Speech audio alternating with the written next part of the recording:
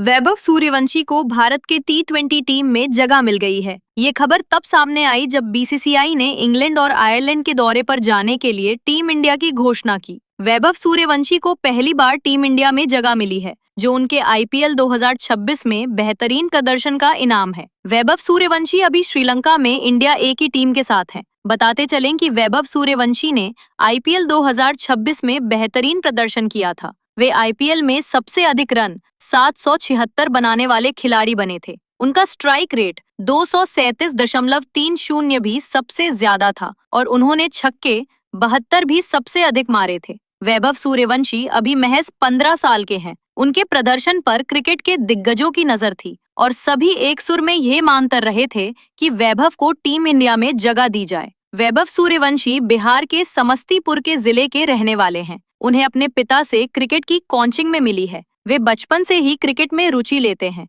और अभी उनकी शिक्षा भी पूरी नहीं हुई है। उन्होंने 10वीं का बोर्ड भी नहीं दिया है।